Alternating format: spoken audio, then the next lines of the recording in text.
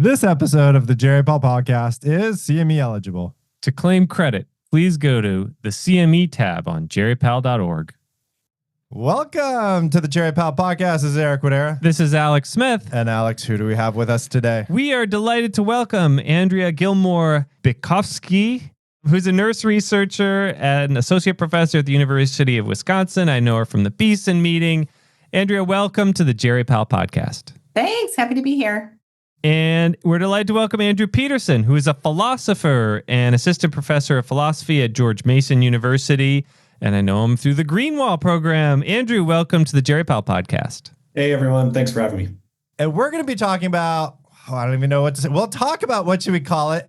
Terminal lucidity, paradoxical lucidity, episodic lucidity, something lucidity. And I will ask that question to start off with. But before we talk about lucidity, I think, Andrew, you have a song request for Alex? Yeah, I can see clearly now the rain is gone. Why did you choose that song? And why did you not choose Queensryche's Silent Lucidity? Do you know? Have you ever heard that song? I should have done that. That would have been way better. I know. I'm getting dinged right now.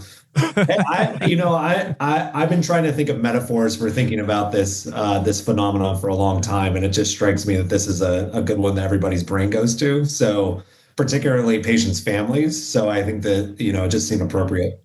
Yeah. This morning, I actually had to play Queensryche for Alex. He's never heard of the band before. I had not heard that song before. I don't think many people actually recommend any heavy metal music on it, except for Dan Matlock. He's the only person. Yeah, Dan does that. Yeah. Okay, Alex, I can see clearly now.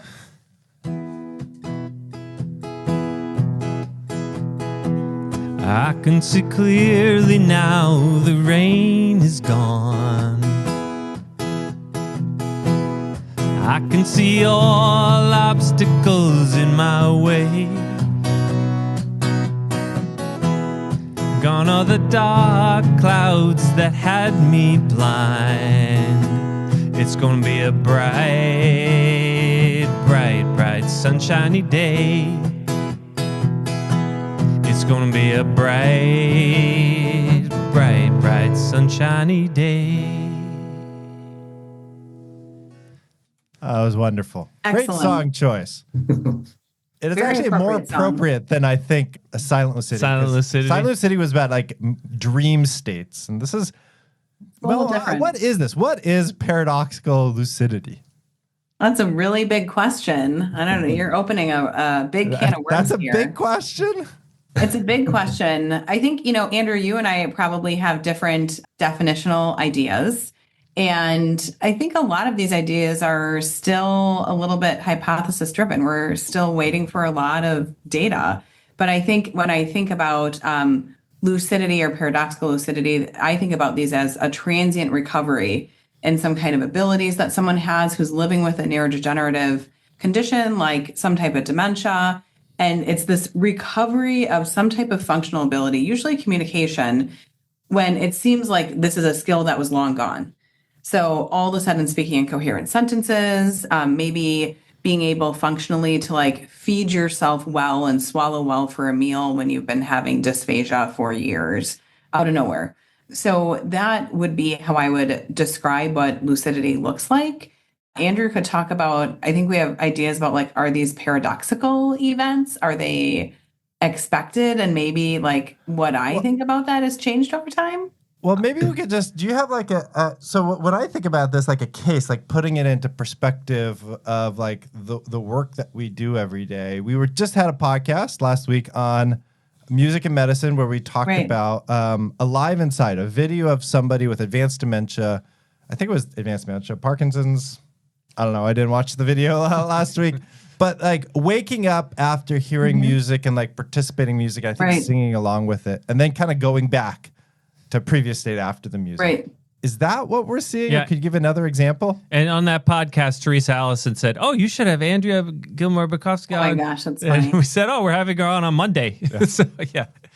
Well, I can give some other examples, and I think Andrew's going to have good ideas about like why the term paradoxical, and are these events paradoxical truly?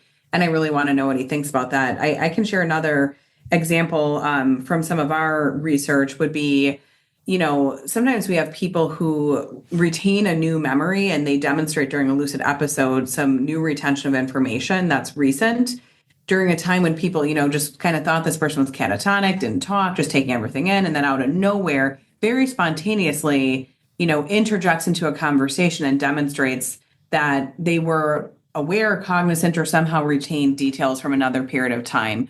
So that is different because the stimulus is different in that example. And we have a couple of those cases.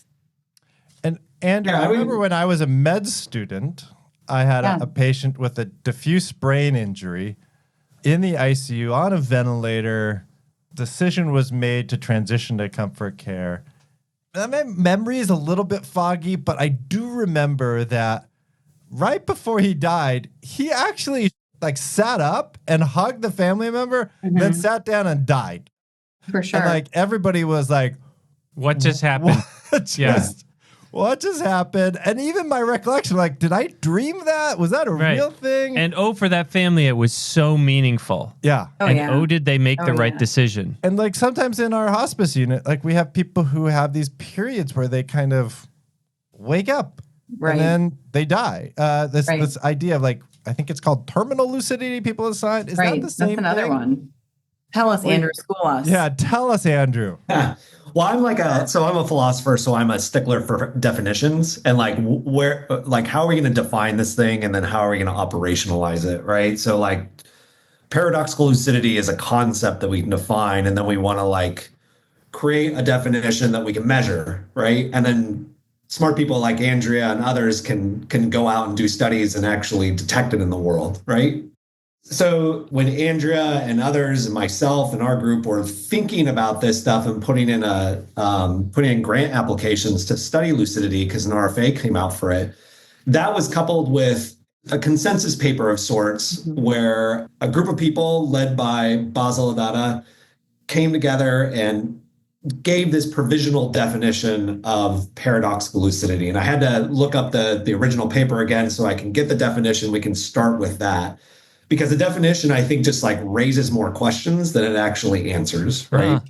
So the way that they define it in this original paper is that an instance of paradoxical lucidity, which, this instance of all the examples that Andrew just described, or even this example of terminal lucidity that you just described, Eric, might fit into it, is classified as such: an episode of unexpected, spontaneous, meaningful, and relevant communication or connectedness in a patient who is assumed to have permanently lost the capacity for coherent verbal or behavioral interaction due to a progressive and pathophysiological dementing process.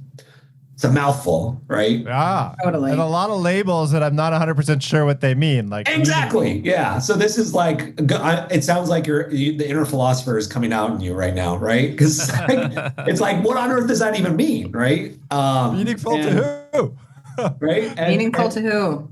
Yeah, and so that I think is where we started, and then trying to figure out how we can take because it seems and the clinicians in the room can correct me if I'm wrong, but it seems as though the more folks that we've talked to about this, they're like, oh yeah, I know exactly what that is, right? I see it all the time, right?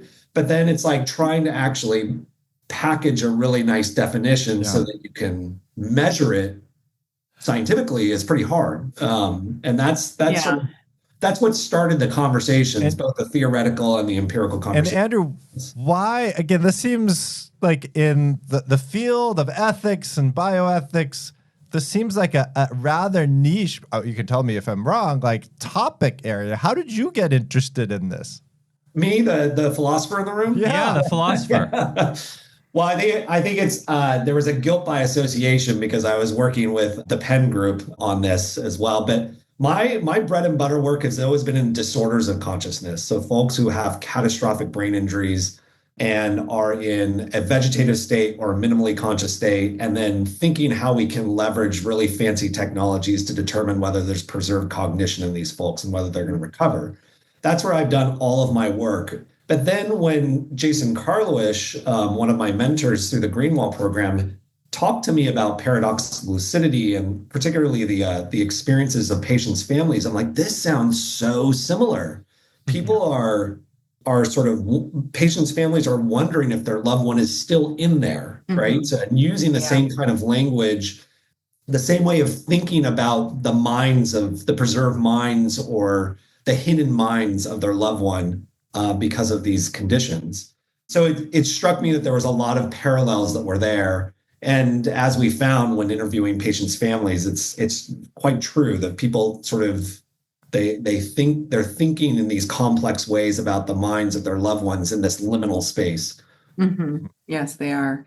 I think if someone were to ask me what a tagline is from what I've learned in studying lucidity, I would say like assume consciousness present, which is a good, in our practice thing we should think about anyways, right? Yeah. But I do think that lucidity is offering us this kind of really unique avenue to actually have some empiric investigation around that, because we can capture these events, we can measure communication in really complex ways.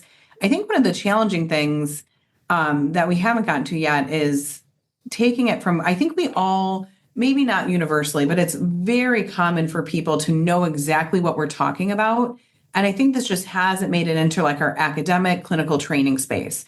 So when I've enrolled people for the study, I had one woman who told me, she was like, oh, I know exactly what you're talking about. These are windows. I know, like, they come, they've come less and less often, but like when a window comes, I get my sister, my brother on the phone, and she's like, what do you mean you all haven't studied this? Like, this is like the mainstay. This is like the fruit of the dementia process. I'm here for the windows. And she, was very familiar. And I think the hospice nurses in our study, they know exactly what we're talking about. They've seen the terminal lucidity left and right. They're like, oh yeah, well, that's a thing when that happens. And, when it happens, we let families know. This is not, the resurgence of like dementia has gone away. That's not what's happening here. But I think we just haven't done it in the scientific realm. And it's hard because, how you and I are going to demonstrate lucidity if we do it at some point, if we have dementia or at the end of our lives. I was thinking if I had to demonstrate it during this podcast, because I'm not sure. I mean, it's just, we'll it's see not if I ask a good enough question. So I think that's like, because you had asked, meaningful to whom? And I think one of our big conundrums is in a lot of these studies so far, a good number of these episodes are only discernible because people are observing them who have great personal knowledge of somebody. Yeah. And they're deriving all this meaning from it that like, me, the clinician, or me, the researcher, I would be like, well, I guess you're just kind of having a good day. Like you're really feeling yourself today. It like looks real good. And they're like, well, this is really significant. This is, has to do with our personal relationship. And I talked to them about this and we wouldn't pick up on how meaningful that is for people. And then I think the flip side of that is we don't deal with it as clinicians and help them understand how to interpret that information. What does it mean for their progression, for their course? And we know from a study Joan Griffin led at Mayo that some family members, it was only around 15%, but it's not a negligible number, see a lucid episode and they want to make a change to their plan of care, or they want to, think about their DNR status. And they're like, well, maybe I shouldn't do this because I didn't know that mom was in there. And this is new news for them. And they're not getting any counseling on how to interpret what they've witnessed. So can I just follow up to your point, Andrea? Yeah. This has been so right. Just thinking back to like particular examples of lucid episodes, and Andrea, you can help me out here, and the other clinicians in the room can help me out here too, about just thinking of an example, right? So I think the examples that we've seen is an individual will all of a sudden start using humor in a particular way, right? Or will like using sort of wry humor. And that is reminiscent of the kind of humor the person used prior to developing dementia, right? Or Andrea, maybe you have an example as well. Yeah. Just I have a number of examples about this. We'd love examples. Example for sure. So I think this is this like personality concordance. Yeah. When people, so in our study, and I'm not going to get into nuts and bolts, but we do video observations. We try to get as much video as we can of people, and like maybe we'll see a lucid episode. Who knows, right? Mm-hmm. And then if we think we see one, we show it to the family members. And usually when people will end up endorsing it, and we use similar to this provisional definition Andrew gave, and usually what they'll say is like, that's my mom. Yeah. That's her. And it's something very specific about their premorbid personality. So we had one participant who had a favorite expletive and like it had just had very, colorful language her whole life and spoke very few words and not even phrases really as her baseline. And they had brought in a plush, like stuffed animal and like named it her favorite expletive. And, then like months later, they're back visiting and they pick it up. They say like, hey, mom, who is this? And she names it correctly. And they're just like in shock that she had picked up on it, that she had remembered it, that she knew, and like she retained that information for so long, but she does not really speak. So just the question about, and what this meant for them, like, that's my mom. And the way she said it as a joke, like with the eye contact and with her laughter, it meant so, so much to these family members. Like, my mom is here. And it was their suspicion already that their mom was there. But not everybody's thinking that way. They were like, I know that she's here. They were so hoping that they were like, I hope she has a lucid episode, like we've never seen one. And I wonder if they just noticed because we're doing the study and we showed, what would you think of it differently if you weren't paying so much attention? So this is what Andrea is pointing out about this personality concordance is like one of the most fascinating methodological puzzles of this whole burgeoning area of research, right? Mm-hmm.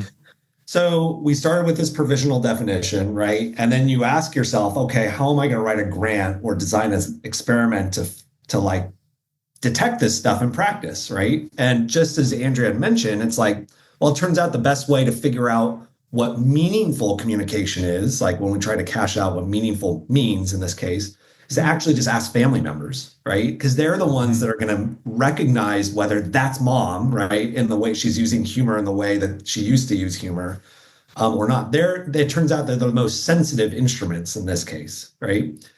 And yet, they're also probably the ones that are most prone to false hope in these cases too, right?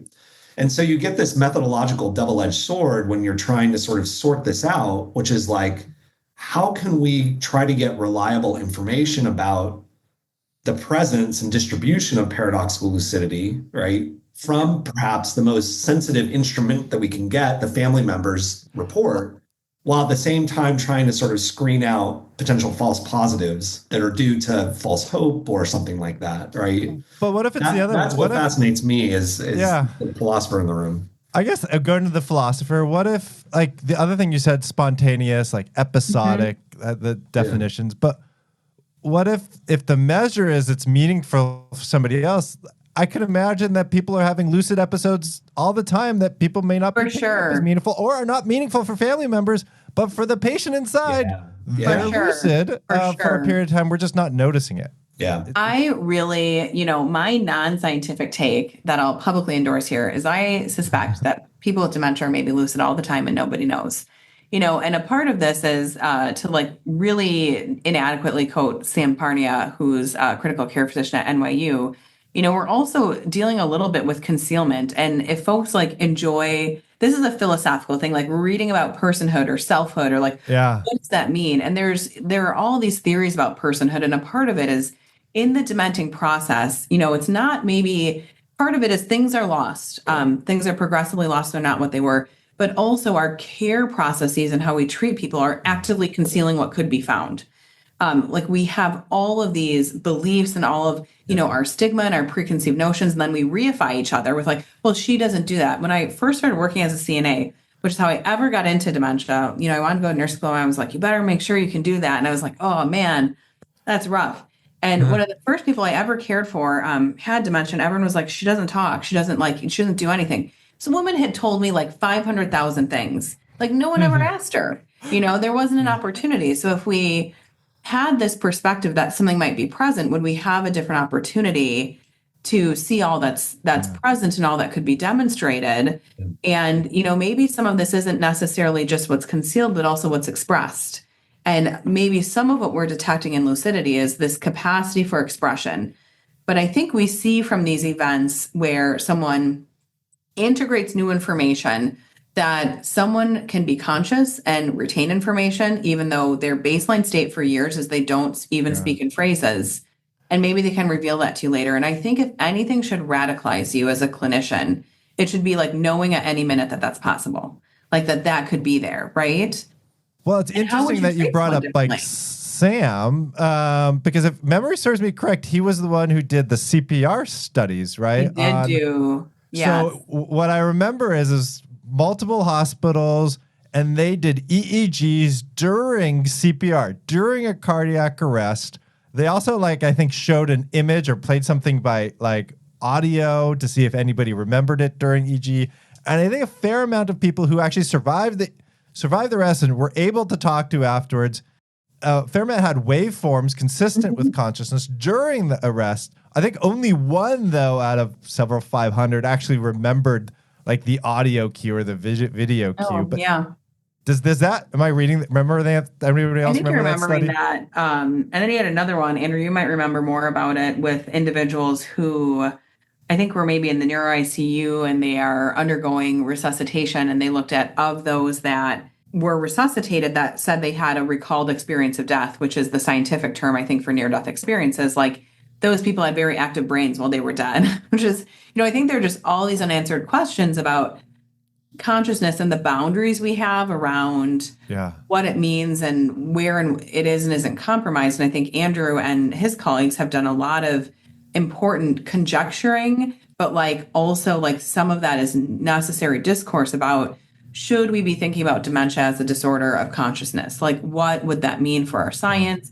And I'm personally much more interested in what would that mean for our care and like our society. If you thought of dementia as a disorder of consciousness, when someone with dementia goes into the Walgreens and is upset, if you fundamentally believed that, consciousness was present, how could we interact with people differently, and how would their lived experience be different?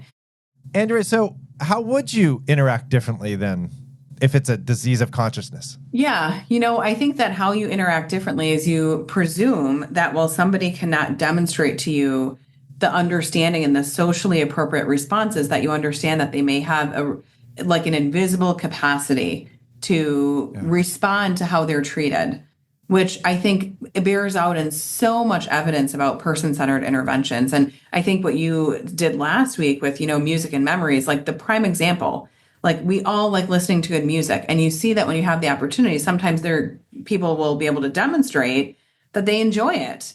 We also know that music can like reduce agitation because maybe people are bored and maybe it's nice. So maybe you would just have a fundamentally different orientation to their real humanity, and would think differently about how you want to demonstrate to them that that they exist and they're real. Yeah, this is interesting. This is so fascinating. To me, it seems like, from what I'm hearing today and the little I've read about this issue, that there's like a within person sort of event that happens, and maybe it's a state and it waxes and wanes to some extent, and that's about lucidity within the person. And then there's also like a lucid interaction with the family, caregivers, loved ones. Like, I read one of your examples of a person with advanced dementia who was like being cleaned on the toilet, and then looked at her, I think, daughter, and said, "You don't have much of a life, do you?" And the daughter felt like seen, heard, understood in that moment was so deeply meaningful to her. Yes. That's an interaction. And there's like the emphasis on like the relational component and what that means in terms of the relationship between the caregiver and the patient and the person. And then there's also the like pointy-headed scientific questions about what's going on in that person's brain. And then there's the philosophical questions about, are they conscious? What do we owe them as people, respecting their personhood? And do we owe more to people who are conscious than we do to people who are not conscious? So all these layers are just so fascinating to me. Andrew, your thoughts? Yeah, so we sort of just started writing about this and thinking about it without paying much attention to the term lucid or paradoxical, as Andrea brought up earlier.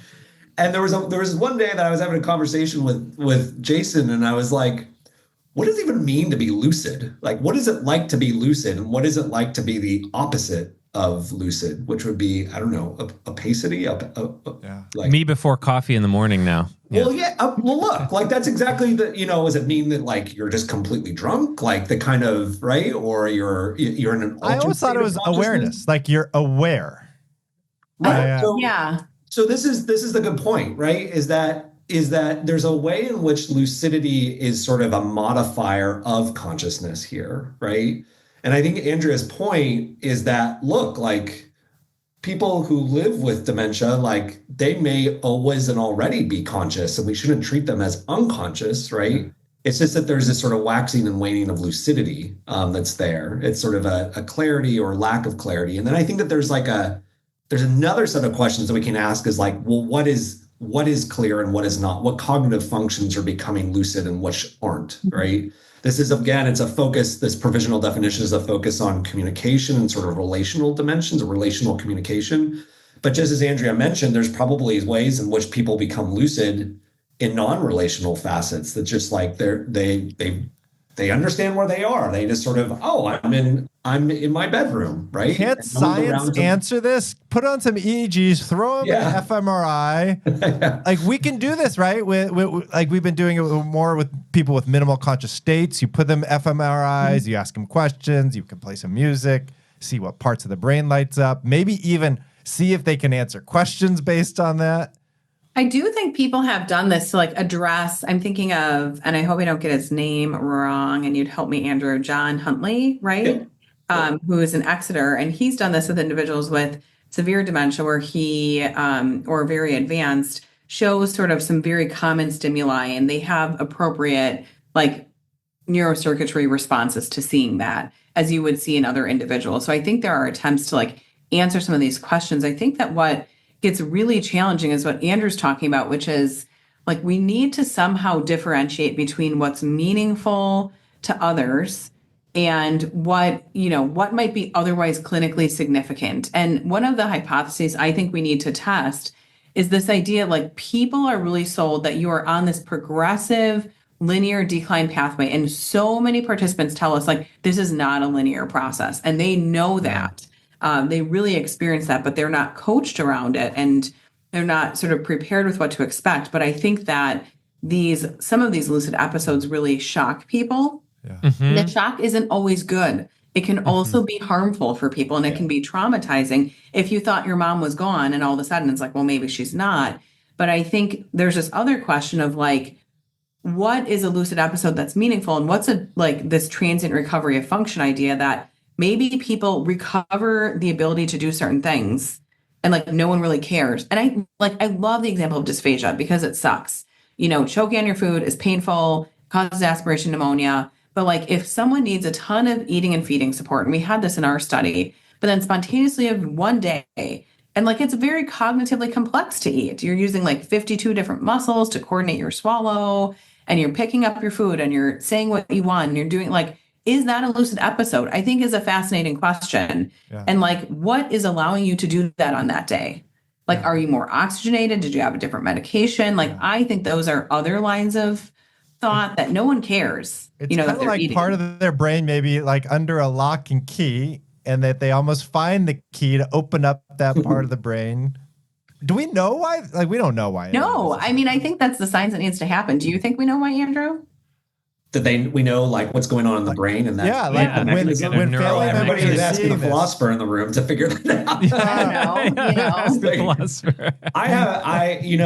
Look. So to my knowledge, there's no good evidence of what the underlying mechanism is. I'd agree. But I think one of the things that's kind of interesting, speaking to your metaphor of the lock and key, Eric, is that with thinking about lucidity and doing these provisional studies of lucidity, is that we're coming to understand, like, kind of, we have this sort of framework for thinking about the disease itself. Like it's like, are people trapped in there? And then they just are like, we're seeing windows, as Andrea used this metaphor, and then like they're able to peek out through the window, or we're able to peek in.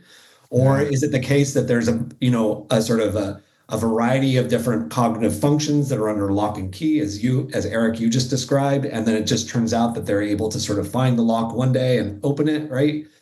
I find that as a philosopher quite fascinating in the way in which lucidity is changing the way in which we conceptualize the disease and the underlying mechanisms of the disease, right? And especially if we're going to start thinking of dementia as a disorder of consciousness, that sort of changes everything quite radically as well, because now we're potentially thinking of people who are having lucid episodes as akin to the kind of experience that a person with locked-in syndrome has. Or why not both, right? Why can't it be a disorder of consciousness and multiple other aspects from memory, executive function, everything? It seems like if the brain is really like progressing, it's going to affect different parts. Yeah. And part of that could be consciousness, your ability to be aware, awake, as well as memory and other things.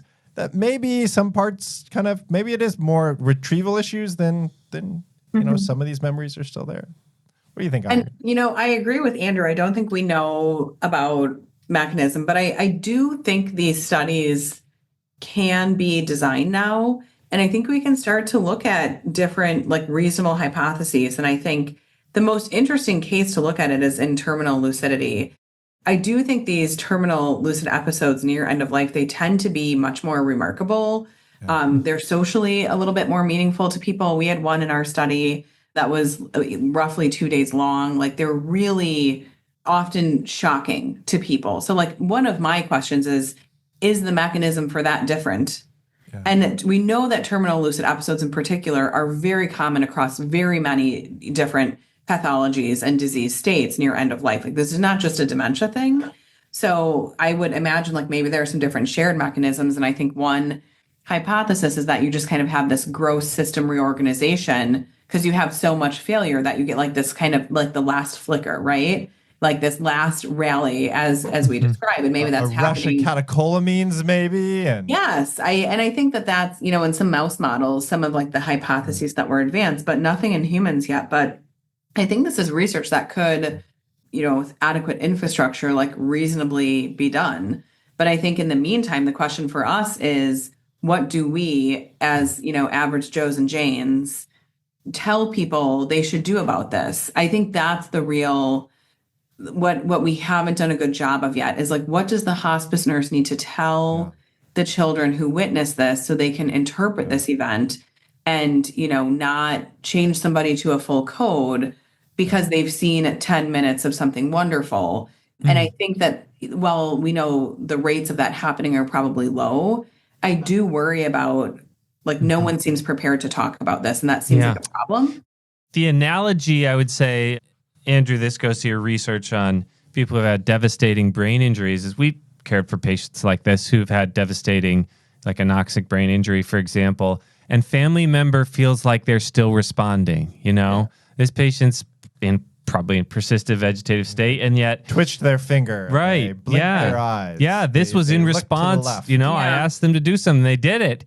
And here you have these lucid episodes. And sometimes maybe, we were talking about these sort of difference between the internal lucid episode and what the family witnesses. And you mentioned false hope. One of the issues that might come up here is that the family member may be seeing what they want to see. And that's hard. I don't know. Andrew, thoughts on the ethical issues that these raise? Yeah, so false hope is one thing. And you certainly don't want people to start making sort of rash changes to clinical care based on these sort of very short episodes. I think one thing we haven't mentioned yet is sort of the length of these episodes and how sort of fleeting they are, right? How long are they usually? Andrea, what does your data say? So ours are short, and again, we're in early stages, but I would say almost all of them are under an hour, minutes. Yeah. But again, very significant. Minutes someone will remember for years. Yeah. So there's the false hope issue, right? Another issue is the kinds of miscommunication that you're going to get with a clinician when you report this to a clinician, and then the clinician just sort of writes it off. Yeah. And says, that was just a blip, right? Or they use that's just a glitch, right? I actually had a family member tell me that, you actually, if I tell you, you're just going to not pay attention, but you actually have to see it. Yeah. You have to see it for you to believe it, because you're not going to believe it if you don't see it. Mm-hmm. And that's, from a therapy standpoint, that's just an issue of validation there, right? It's the family's feeling validated in the way in which they're their grieving process and then understanding what's going on with their loved one and then trying to report that to someone that they respect and then not feeling validated when it's sort of dismissed by a clinician, right? So that's another kind of place where it just feels like it gets ethically sticky. So those are two places that we've been thinking about it. Andrea, are there any other places that you have been thinking about it? So I guess I think it's also helping people understand that this is maybe a normal part of the condition, and that's where the word paradoxical comes in. Initially, I think when this group that Basil pulled together met, the idea was like, this is really rare. When we first did our study, we thought this was like rare disease rare. Like, we're probably not going to find anything. And I think what we're seeing from these studies is like, this isn't actually that rare. So in the survey studies, and I think Andrew in your studies, like most people with longevity and caregiving can recall at least one of these events. And then in the large national survey studies, it's like somewhere between 60 to 100% recall an event. This is in patients with dementia. Of patients with dementia? Yeah. With dementia, yeah. So, that tells me like we don't have good estimates of prevalence yet, but this is not actually that rare. Yeah. So maybe this is a part of something we should expect. People who have these degenerative, disorders to exhibit. And we want family members to know, like, and what do you do when it happens? And what I think we've learned from our study is when the lucid episode gets interrupted and derailed, it stops. So like one easy recommendation might be, and maybe we want more research, but like just let it run, just roll with it, enjoy this time, enjoy this moment, and letting families know that this is a thing that can happen. And like can I ask a question though? Because actually, I was talking about this with my son Kai last night, and he was all like, "Yeah, that's nice, but what if this lucid episode is really scary for them? Is it all like good lucid episodes, or like is it ethical?" I think that brings you to like a third ethical issue too. Yeah. Is that, as Andrea mentioned earlier, not all these episodes are enjoyable. We've only looked at this with regard to the experience of the person who witnesses it, so the caregiver. But it's plausible that it might not be enjoyable for the person who's experiencing it themselves, right? It's for the person living with dementia. And so to follow on with Andrea's comments, that like we can not only be reactive to prepare ourselves ethically as clinicians to be reactive in the right kind of way to when these episodes are reported to us, but then additionally we can prepare patients' families for the presence of these episodes and say, look, this may actually be kind of distressing too. So just prepare yourself for it. Yeah, we published one case report. We actually had someone reach out to us who didn't know if their spouse was eligible for the study, but they were like, they really, really wanted to talk to us so badly to tell us that their husband would have these occasional instances when he was very aware, and what he would communicate during this time was essentially like his brain didn't work. Like he didn't want any additional measures to prolong his life. Like he was hoping this wouldn't last too much longer. But it was essentially, it was meta-awareness or insight, which is a whole nother can of worms. And there's questions about like, do you have to have meta-awareness to have a lucid episode? I don't think you do. But he was having these lucid episodes that were full of insight, and the insight was unpleasant for him. Or the other flip side is it was an opportunity for him to communicate his wishes and say, hey, I'm not enjoying this very much. But distressing for his wife also to, hear that reality. Can I ask, to take it a different direction here? I'm going to go lowbrow. Yeah. Did you see the movie The Notebook, and what did you think of it if you saw it? Oh boy, it's been a minute. A while ago. Been a minute. I remember. So that movie, they're like, the one person is reading the other person who's in a nursing home a notebook about their young lives, and how they fell in love, and there was like a love triangle. And at the very end, when I think she gets to the end of the notebook, he becomes lucid for a period of time, or maybe it's a he reading it to her, and then she becomes lucid for a period of time. Right. And it's like emotionally manipulative, and it's heartbreaking. And I think I cried, and I thought, oh no, this is going to give people false hope that in states of dementia, if you just say the right things, that you can bring them back. Yeah, find that key to unlock it. Sounds like not a big. Okay, I'll ask a different question. We're all hot Any here. depictions of paradoxical lucidity that you've seen in media or movies? that strike you as accurate, or any links we could provide to YouTube videos or anything like that?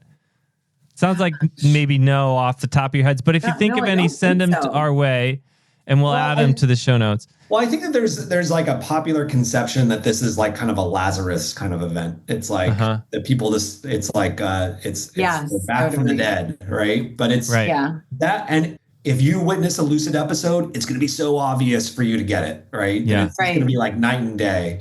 And I think that what I've found through our own work and reading the work of others is that they're so subtle. And it's not like a coming back from the dead kind of event. It's like it's not that big hug that happened when I was a med student. Yeah. The emotional aspect, on the other hand, is a bit of a Lazarus event, is particularly in folks that have a very profound sort of reaction to it. It's like, whoa. I totally agree. And I think, the thing with the notebook as well is, I think there's this idea that you can stimulate these episodes. And one, they might not all be good, so we don't want to do that. But two, what we see from our data is that these are transient, and I think data from other studies, and they're spontaneous. So we, have heard from caregivers who are like, I have tried so many times to recreate that day. Was it the breakfast? And it doesn't work. So, I think that's the real misconception. And I totally agree. I think when people hear lucid episode, they're thinking someone's like going to be 25 again. Like that's not what these look like. So Andrew, I hear one thing that you're saying, which is something I learned very early on my career from hospice nurses, is preparing family members, for what to expect when somebody's dying. And part of that is like, they're going to be good days, the bad days. Their cognition may kind of wax and wane. Right. They may have periods where they're awake, but they're going to spend more and more time sleeping. Right. When you think about like talking to people about paradoxical lucidity and dementia, what are the things that we should be, given that it's actually not uncommon, what are things I should be saying to those family members to prepare them? Well, I definitely... You're saying preparing is good, right? I mean, I like to think that giving people more information rather than solely responding to something happened and what does it mean, it seems optimal to me. I think that probably people could do research about this, and that would really be ideal. I think that letting people know that, especially in the setting of end of life, that, sometimes people, we don't really fully understand why, and it doesn't happen to everyone. So, we know like it may or may not happen. But sometimes they, may have sort of a resurgence in their energy levels or their communication. And sometimes it feels surprising to people. And we don't know why this happens. But for some people, this is something that happens sometimes. They might, talk to you when you don't expect it. And just, we want you to be prepared in case it happens and to know you can just spend that time with them, hear them, respond, validate to what they're saying. And, we're happy to debrief with you if you feel, that would be helpful.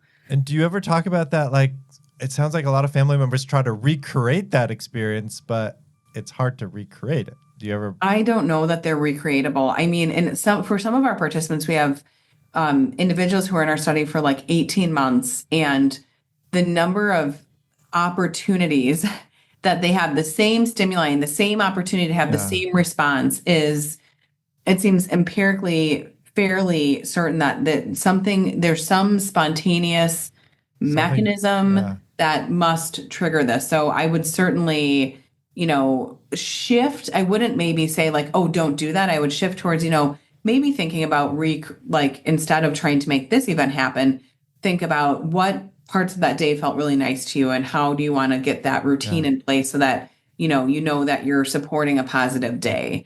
So you're focusing on outcomes that are in your control, right? It sounded like, you had breakfast together and that was really nice. Maybe that's something you want to focus on working in. Like that's your goal, not that you're going to have breakfast together in a certain way and this event's going to happen again. Oh, I love that.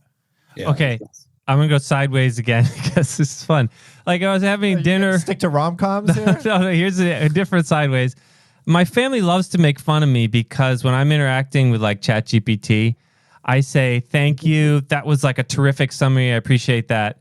Good job. Totally, and my family just laughs, and my kids especially, they just laugh and laugh. There's this great article in the New York Times yesterday about how, maybe we should be treating AIs like more respectfully because it's possible they're conscious. And then, so we were talking about, well, someone's like, well, what is consciousness? Who's conscious? Are we conscious? How do we know? Are we living a simulation? All this sort of stuff.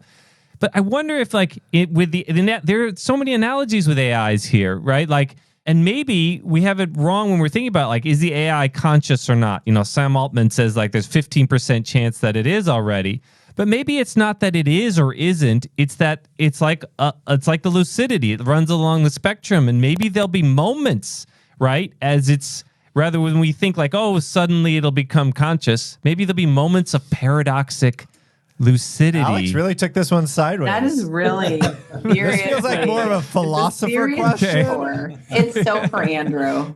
Okay. Yeah, I was like, yeah, I'm going to answer this one. By the way, you got 1 minute. So look, like there's a difference between asking whether a person living with dementia is or isn't aware or lucid or not, right? Or if we're going to ask about AI, whether it is or isn't conscious or not.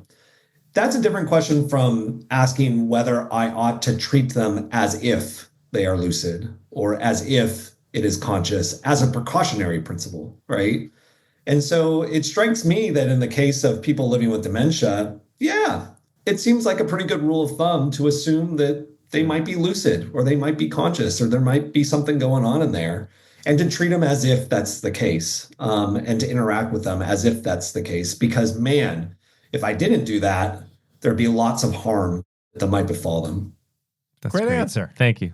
Okay, I got one last very important question, and this one's for you, Andrew. For those who are not on YouTube, Andrew has a sign that says "Bikini Kills" right behind him. I gotta ask, what does that mean?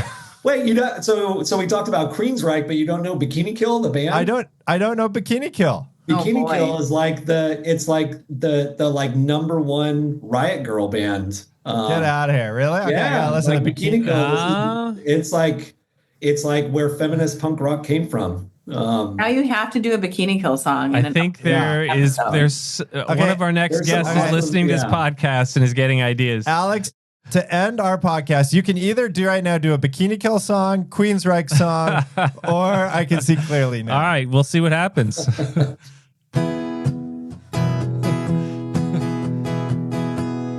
think I can make it now. The pain is gone. All of the bad feelings have disappeared. Here is that rainbow I've been praying for. It's gonna be a bright, bright, bright, sunshiny day. It's gonna be a bright, bright, bright, sunshiny day. Andrew, thank you for joining us on this Jerry Pal podcast. That was fantastic. Thanks so much for having me. Thank you. And to all of our listeners, thank you for your continued support. And we'd like to send a special thank you to all of the donors who've donated more than $250, including Jeffrey Galbraith, Ron Sabar, Rebecca Goldstein, Anna Lynch, Deborah and Jeffrey Larson, Krista Mossack, Ed Martin, Stuart Oserman, Mo Rizawi, Rochelle Bernacki, Daryl Owens, Mark Wren, Richard Lewis, John Bielenson, James Tulsky, Elizabeth Cobbs, Christopher Heck, Meg Walhagen, Chris Jones, Kate Mesrich, Jen Hopping, Ashad Abid, Michael Bordofsky, Asher Edwards, Susan Nelson, Harry Hahn, Carol Heyman, Gretchen Schwarzy, Sharon Brangman, Elizabeth Chung, and Paul Amatelli. Thank you very much for your support.